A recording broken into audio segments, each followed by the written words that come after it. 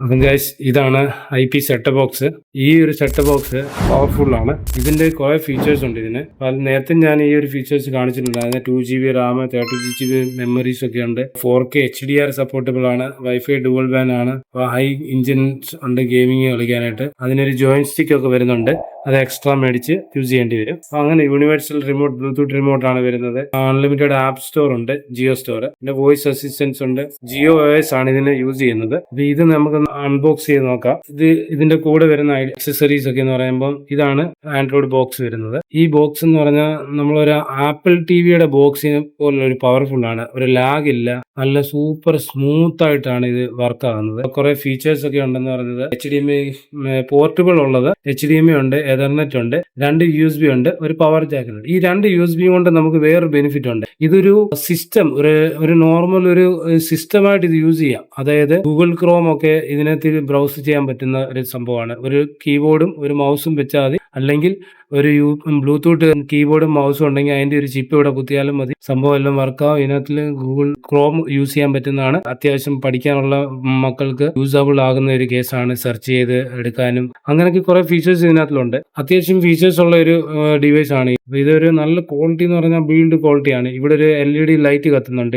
ഇത് ഒരു പച്ചയും ചുവപ്പും LED ലൈറ്റ് കത്തുന്ന ഈ ഭാഗത്ത്. അല്ലാതെ ഇതിന് ബട്ടൺസ് ആയിട്ടൊന്നുമില്ല. റിമോട്ട് താഴെ ഇടാൻ പാടില്ല. അപ്പൊ അടുത്തത് നമുക്ക് ഇതിന്റെ കൂടെ വരുന്നത് പറഞ്ഞാൽ ഒരു നല്ല സൂപ്പർ ക്വാളിറ്റി ഉള്ള ഒരു HDMI കേബിൾ ആണ്. അതും വൈറ്റ് കളറിൽ തന്നെയാണ് വരുന്നത്. ഒരു ബിൽഡ് ക്വാളിറ്റി എന്ന് പറഞ്ഞാൽ പക്ക സമ്മതിക്കണം ജിയോ. പിന്നെ ഇതിന്റെ കൂടെ വരുന്നത് 12 വോൾട്ടിന്റെ ആഡപ്റ്റർ ആണ് ഇതിന്റെ കൂടെ വരുന്നത്.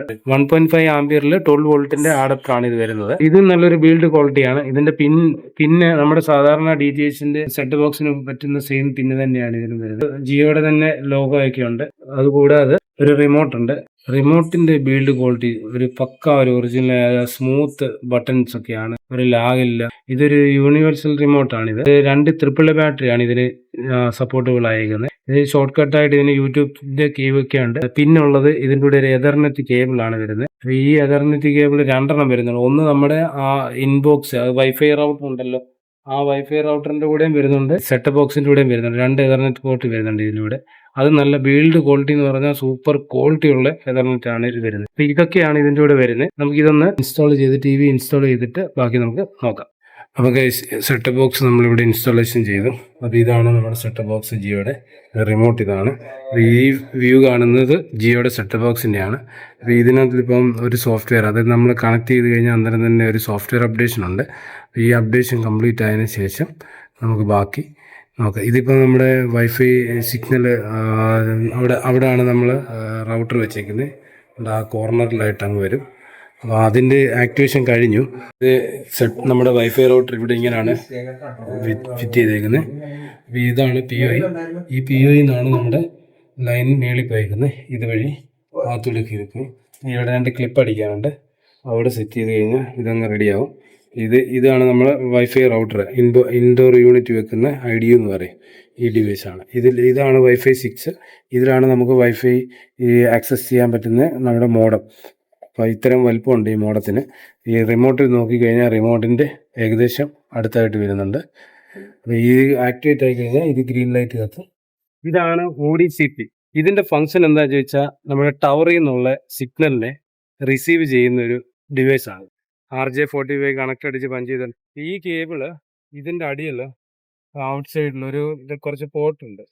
ഇത് 2 LED ഉണ്ടല്ലോ, ഇത് ഒരെണ്ണം 5G സിഗ്നലിൻ്റെ ആണ്, ഒരെണ്ണം പവർ LED ആണ്. എന്തെങ്കിലും കണക്ട് അടിച്ചിട്ട് കൊടുത്ത സമയത്ത് ഇതിന് എറർ ഉണ്ടെങ്കിൽ ഈ ഒരു പവർ LED ബ്ലിങ്ക് ചെയ്യും, എറർ കാണിക്കും. അപ്പോൾ ഇതാണ് നമ്മുടെ ഒരു RJ45 സോക്കറ്റ്, അതായത് നമ്മുടെ നെറ്റ്വർക്ക് കേബിൾ കൊടുക്കുന്ന ഒരു പോർട്ട് ഇതാണ്. അപ്പോൾ ഇതിനൊരു ക്യാപ്പ് ഒക്കെ ഉണ്ട്.